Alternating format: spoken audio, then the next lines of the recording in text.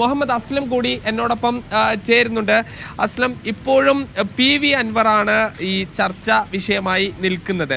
അതിൽ PV അൻവറിന്റെ ഇനി ഉള്ള ഒരു നിലപാട് എന്തായിരിക്കും? അതിപ്പോൾ AICC general secretary KC Venugopal അദ്ദേഹം കൂടിക്കാഴ്ച നടത്താൻ പോവുകയാണ്.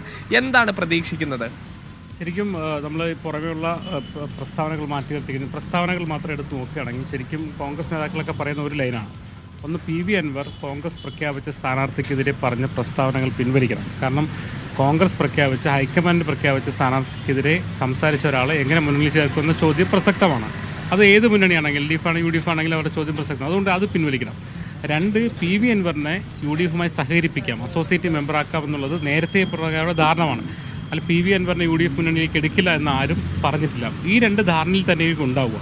അതേസമയം ഇക്കാര്യത്തിലൊരു PV അൻവർ ഉണ്ടാക്കിയ വാർത്താ സമ്മേളനങ്ങൾ ഉണ്ടാക്കിയ ഒരു പ്രശ്നമുണ്ട്. മാത്രമല്ല, അതിൽ K സുധാകരൻ്റെ പ്രസ് മീറ്റ് വളരെ പ്രധാനമാണ്. അത് പ്രതിപക്ഷ നേതാവായിട്ടുള്ളൊരു അഭിപ്രായ ഭിന്നത ഉണ്ടെന്നുള്ള രീതിയിലുള്ള ധ്വനി വന്നു. പക്ഷേ അവർ KPC പ്രസിഡന്റും പ്രതിപക്ഷ നേതാവും അക്കാര്യം നിഷേധിച്ചിട്ടുണ്ട്. മാത്രമല്ല, അഭിപ്രായ ഭിന്നത ഇല്ല എന്ന് UDF കൺവീനറൊക്കെ പറയുന്നുണ്ട്. എന്നാൽ പോലും അങ്ങനൊരു ധ്വനി അതിൽ ഉണ്ടായിട്ടുണ്ട് എന്നുള്ളൊരു പ്രശ്നമുണ്ട്.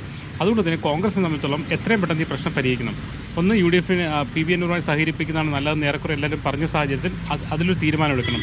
അതിനു മുമ്പേ PV അൻവർ ഇത് തിരുത്തി പറയണം. അതായത് ആര്യാടൻ ഷൗക്കത്തിനെ കുറിച്ച് പറഞ്ഞ മോശം വാക്കുകൾ തിരുത്തി അദ്ദേഹം പറയേണ്ടി വരും. ഈ രണ്ട് കാര്യവും ഒരുപക്ഷെ ഇന്ന് KC വേണുഗോപാലിൻ്റെ കൂടിക്കാഴ്ച രാത്രി കോഴിക്കോട് നടക്കും. അദ്ദേഹം ഇപ്പോൾ ഒരു പരിപാടിയിലാണ്, MP വീരേന്ദ്രകുമാർ അനുസ്മരണ പരിപാടി. അത് കഴിഞ്ഞ് ഒരുപക്ഷെ കോഴിക്കോട് ഗസ്റ്റ് ഹൗസിൽ വെച്ചോ മറ്റേതെങ്കിലും സ്ഥലത്ത് വെച്ചോ PV അൻവർ അദ്ദേഹത്തെ കാണും. അതിൽ വെച്ചിട്ട് കൃത്യമായി തന്നെ നിർദ്ദേശം കൊടുക്കുകയും KC വേണുഗോപാൽ ഇടപെട്ടു അതിനൊരു പോയിന്റ് കൂടി, അതായത് KC വേണുഗോപാൽ ഹൈക്കമാൻഡ് ആൾ ഇടപെട്ടിട്ടാണ് ഞാൻ വരുന്നുള്ളൊരു ഒരു സ്ഥാനം വെച്ചുകൊണ്ട് ഈ തീരുമാനങ്ങളിലേക്ക് വരുമെന്നാണ് കരുതുന്നത്.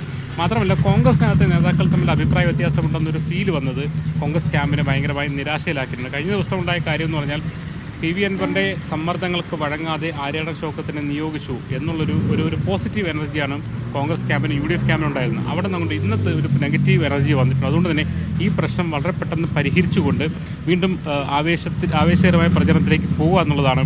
മാത്രമല്ല, വെള്ളിയാഴ്ച LDF സ്ഥാനാർത്ഥിയെക്കുറിച്ചൊരു ധാരണ എത്തും.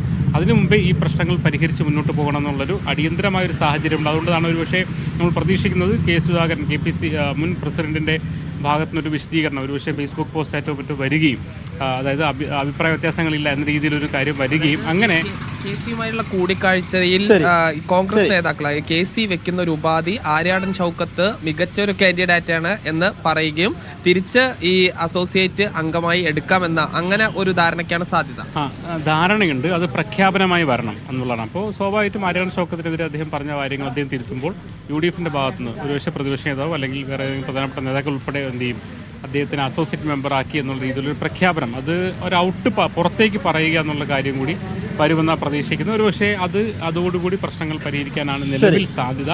പക്ഷെ നമ്മൾ എപ്പോഴും പറഞ്ഞു വെക്കേണ്ട ഒരു ബേസ് ലൈൻ എന്ന് പറയുന്നത് PV അൻവറാണ്. അപ്രതീക്ഷിതമാണ് എന്തൊക്കെയാണ് അദ്ദേഹം സംഭവിക്കുന്നത് പോലെ. അപ്പോൾ ഒരു നല്ല 99% ആ പ്രശ്നം ഒരുപക്ഷെ പരിഹരിക്കാൻപ്പെടാനാണ് സാധ്യത. അസ്ലമുമാണ് വിശദാംശങ്ങൾ നൽകിയത്. എന്തായാലും അൻവറിന്റെ കാര്യത്തിൽ ഒരു അനിശ്ചിതത്വം ഇപ്പോഴും നിലനിൽക്കുന്നത് UDF ക്യാമ്പിൽ ഒരു അസ്വസ്ഥത ഉണ്ടാക്കുന്നുണ്ട്. ഒന്നുകിൽ പുറത്ത് നിർത്തുക, അല്ലെങ്കിൽ അകത്തേക്ക് കയറ്റുക. ഈ രണ്ടിലൊന്ന് വേഗത്തിൽ തീരുമാനിക്കുക എന്നുള്ളൊരാവശ്യം താഴെത്തട്ടിൽ പ്രവർത്തകർക്കിടയിലും ഉണ്ട്. ആ തീരുമാനം വേഗത്തിൽ കോൺഗ്രസ് എടുക്കുമെന്ന് നമ്മൾ പ്രതീക്ഷിക്കുകയാണ്.